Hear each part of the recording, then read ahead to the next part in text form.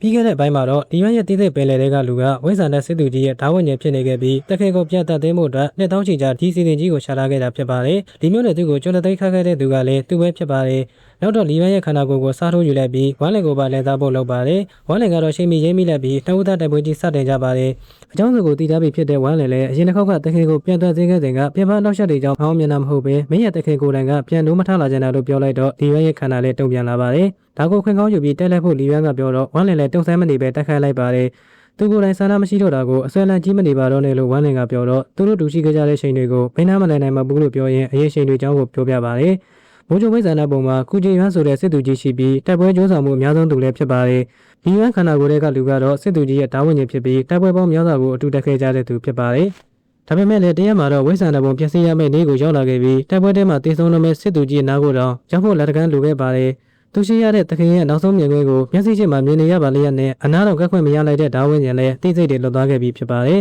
။သူရှိမှတဲ့စစ်သူကြီးရဲ့ခန္ဓာကျွေလွင့်သွားတော့အပိုင်းစားတွေကိုစူးစီးပြီးအသက်ပြန်ရှင်နိုင်ဖို့ဓာတ်ကိုယ်တဲ့တစ်ခုထဲမှာတင်ထားခဲ့လိုက်ပါတယ်။ဓာတ်ကိုကာကွယ်ဖို့တော့ကြောက်ရွံ့ထုကြီးတစ်ခုထဲမှာထည့်ထားခဲ့လိုက်ပါတယ်။အခင်ပြန်ပြီးသက်ရှင်လာဖို့အတွက်ဝိဇ္ဇာနဲ့အိမ်တော်ကအတတ်ပညာတွေကိုလေ့လာစမ်းသပ်ရင်းနှစ်တောင်းချီကြာမှတော့ခြေသည်တစ်ခုကိုရလာခဲ့ပါတယ်။ဒါပေမဲ့လည်းသူကိုယ်တိုင်ကဒီနေရာကထွက်သွားလို့မရတာမလို့ဒီနေရာထိရောက်လာမဲ့တယောက်ယောက်ကိုစောင့်နေခဲ့လိုက်ပါတယ်။နှစ်တောင်းချီကြာဘယ်သူမှဒီနေရာကိုရောက်မလာခဲ့ကြပေမဲ့လွန်ခဲ့တဲ့နှစ်3000ခန့်ကတော့လီမီသားသူရဲ့ဘိုးဘေးတယောက်ဆိုင်ဆိုင်မြဲမြဲကြီးရောက်လာခဲ့ပါတယ်။အဲ့ဒီလိုနဲ့ကျွန်းတဲ့ရန်နေပြီးဓာဝင်ငင်ကဒီနေရာကနေထွက်လို့ရသွားပါတယ်။ဒါပေမဲ့လည်းသူရောက်လာခြင်းကပဲဒီမျိုးနယ်စုကိုဆော့ရောက်လာစေပြီးတစားတစားအားနေလာပါတယ်။သူရဲ့ဝိညာဉ်ကိုဆက်ထိန်ထားဖို့ဆိုအထက်ဘုံတလန်ချင်းအစ်ခန္ဓာရှိမှရနိုင်တာမို့အားနေလာတဲ့မျိုးနယ်စုမှလည်းနှစ်တော်ကြာအောင်ပြန်အိပ်ပျော်သွားခဲ့ပါတယ်။နောက်ဆုံးဒီကျင့်လန်ကအကျင့်ဉာဏ်စင်ကိုထုတ်ဖော်ပြီးတဲ့နောက်မှသာပြန်လည်နှုတ်ထလာနိုင်ခဲ့တာဖြစ်ပါတယ်။ဒီကျင့်လန်ရဲ့ခန္ဓာလေးပဲလူမျိုးနယ်စုရဲ့သူမျိုးဆက်ကိုအသုံးချပြီးဓာတ်ကိုတွန်းလုပ်ခဲ့ပါတယ်။ဒါရပြီးတဲ့နောက်မှသာသူ့ရဲ့ဝိညာဉ်လည်းတင်ကျင်လာနိုင်ခဲ့တာဖြစ်ပါတယ်။ဒီလိုနဲ့တခင်ကိုပြန်သက်သွင်းနိုင်မယ့်အချိန်မှာပဲစစ်သူကြီးကိုယ်တိုင်ကခေါင်းကိုခါရမ်းကအသက်ပြန်ရှင်တမှုကိုရင်းဆန်ခဲ့တာဖြစ်ပါတယ်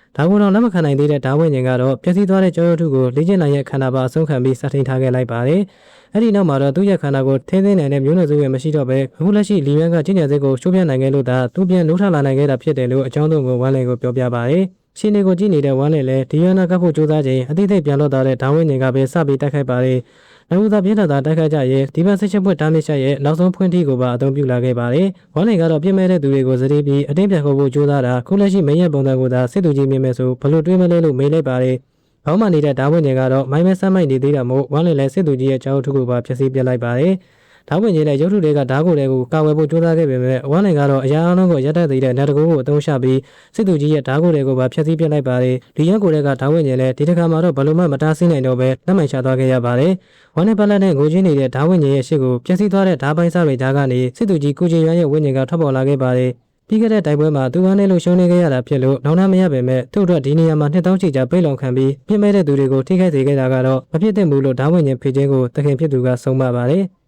ဒါပေမဲ့လည်းသူပေးခဲ့တဲ့ဂတိအတိုင်းဝိဇ္ဇာနပုံမိုင်းတောင်းကိုလည်းအတူမတိုက်နိုင်တော့သလိုဝိဇ္ဇာနပုံနေနမိတ်ကြီး၄ခုကိုလည်းတောင်းမလိုက်နိုင်တော့တာမလို့တောင်းမှတ်ပါတယ်လို့ပြောရင်သူနဲ့တူတမလွန်ဘွားကိုတောင်းဖို့အတွက်ဓာဝိညာဉ်ကိုခေါ်တဲ့အခါခြေချင်းနဲ့ကြီးပဲလိုက်သွားခဲ့ပါတယ်။ဝမ်းလင်ကတော့ခန္ဓာတဲ့ဝိဇ္ဇာနပုံကြီးနဲ့ပြည့်စည်သွားတဲ့ဝိဇ္ဇာနပုံကြီးတစ်ခုကိုချိန်ကြည့်ရင်အကြောင်းကျိုးတရားကိုပုံမနားလည်လာခဲ့ပါတယ်။ဒီလိုနဲ့အချိန်တစ်ခုကြာမှတော့လီမန်နဲ့တူမိုးချိုဝိဇ္ဇာနပုံတွေကရတနာပစ္စည်းတွေကိုရှာဖွေခဲ့ကြပါတယ်။ဒီရန်ကဝိဇ္ဇာနာဘုံကထွက်တဲ့အခါအားလက်ခဲ့မယ်ဆိုသူတို့လူမျိုးနဲ့စုကိုအလဲလာဖို့ဖိတ်ခေါ်ပြီးသူတို့မျိုးနွယ်စုရဲ့ဖြည့်ဆည်းခြင်းတားမြစ်ချက်ကထူးခြားကြောင်းကိုပြောပြနေပါတယ်။နောက်ဦးသားစကားပြောကြရင်မိုးချိုဝိဇ္ဇာနာဘုံရဲ့နောက်ဆုံးတစ်ဝက်နေရာဖြစ်တဲ့ဝိဇ္ဇာနာရှင်းအောင်အိမ်ကိုရောက်လာခဲ့ကြပါတယ်။အိမ်ရဲ့ဝင်မှာတဲ့အလောင်းကောင်တစ်ခုရှိနေပြီးသူတို့တွေကတယောက်မှာရှင်းတဲ့ဘုရားအရေးပြားနဲ့သုံးလုပ်ထားတဲ့တန်ချက်ကရှားပွဲရှိနေတာကိုဝမ်းလည်တွေ့လိုက်ရပါတယ်။ရှင်းတဲ့ဘုရားရဲ့အရေးပြားကိုတော့ဒီအတိုင်းခွာယူပြီးရှားပွဲဖြစ်သုံးလုပ်ထားခဲ့တာမလို့တချိန်ကဝိဇ္ဇာနာဘုံရဲ့ကြိုးပမ်းမှုကိုဝမ်းလည်ပုံမခံစားမိလိုက်ပါတယ်။ရှားပွဲကိုတော့ဝမ်းလည်ကပဲယူထားလိုက်ပြီးဒီရန်ကိုတော့လက်ဆောင်အယိုးကိုယူသေးပါတယ်။ဝမ်းလင်ကတော့အိမ်ရဲ့ပေါ်တက်ကိုတက်ကြည့်ပြီးဒီရောကတော့ပကြီးကားချက်တွေကိုသိမ်းထားလိုက်ပါတယ်။ဝမ်းလင်အိမ်မော်ရောက်တော့ဖုံလေးလေးတက်နေပြီဖြစ်တဲ့စာနှဆောင်လက်တူစုပ်တဲ့ချောင်းကိုတွေးလိုက်ရပါတယ်။စာကိုဖတ်ကြည့်တဲ့အခါဝိဇ္ဇာနဘုံတက္ကရာ16ကရေးခဲ့တဲ့စာဖြစ်ပြီးအဲ့ဒီနေ့တည်းမှာရှင်းတဲ့ဘုရားကဝိဇ္ဇာနဘုံကိုရောက်လာခဲ့ကတိုက်ပွဲပြည့်တဲ့ဖြစ်ခဲ့ကြပါတယ်။တိုက်ပွဲမှာဝိဇ္ဇာနတွေအနိုင်ရခဲ့ပေမဲ့ပုံလက်နဲ့တွေအားလုံးပျက်စီးသွားခဲ့ပါတယ်။ဒါပေမဲ့လည်းအပြောင်းလဲကြီးတစ်ခုဖြစ်ပြီးနောက်မှာဝိဇ္ဇာနအေဂေတကယူသွတ်သွားပြီးကောင်းငယ်ကိုဥညွှတ်ရေးတည်ဆုံသွားတာကိုစာရေးသူကိုယ်တိုင်မြေတပြကြောင်ရေးထားပါတယ်။ဝိဇ္ဇာနအေဂရတည်သွားတော့ကောင်းကင်မှာလက်ကြီးတစ်ခုပေါ်လာခဲ့ပြီးဝိဇ္ဇာနဘုံလည်းပျက်စီးသွားခဲ့ရပါတယ်။စာရေးသူကတော့ကြောက်စိတ်ကြောင့်တိုက်ပွဲကနေထွက်ပြေးရင်းစာကိုရေးသားနိုင်ခဲ့တာဖြစ်ပါတယ်။ဝမ်းလင်ကတော့စာကိုဖတ်ပြီးအဲ့ဒီနေ့မှာစာရေးသူမြင်ခဲ့ရတဲ့မြင်ကွင်းနဲ့တမန်တဲ့ဝိဇ္ဇာနဘုံကြီးဘာကြောင့်ပျက်စီးသွားတာလဲဆိုတာကိုစိတ်ဝင်စားနေပါတယ်။စာကိုတော့သိမ်းထားလိုက်ပြီးအိမ်တော်ကနေထွက်လာခဲ့လိုက်ပါတယ်။နောက်ပိုင်းတကားပိတ်ကျင့်ကြံဦးမှာဖြစ်လို့လီယန်နဲ့လက်ခွဲရတော့မှာဖြစ်ပါတယ်။ လီယွန်းကတော့ဆက်သွယ်ရေးကြောက်စိမ်းများတစ်ခုပေးခဲ့ပြီးနောက်ပိုင်းကိစ္စတစ်ခုခုရှိခဲ့မယ်ဆိုအာမနာတန်လာရှာဖို့ပြောလိုက်ပါတယ်နောက်တော့ဝိဆန္ဒဘုံထဲမှာရခဲ့တဲ့ရတနာတွေကိုခေါ်ဝေပေးရင်နှစ်ဦးသားလက်ခွဲလိုက်ကြပါတယ်ဒါကတော့အမရတဘာကြီးကိုပိုင်လန်းစဉ်အပိုင်း151ဖြစ်ပါတယ်အဆုံးထိကြည့်ပေးတဲ့အတွက်အားလုံးကိုကျေးဇူးတင်ပါတယ်နောက်ဗီဒီယိုတွေမှာပြန်တွေ့ပါမယ်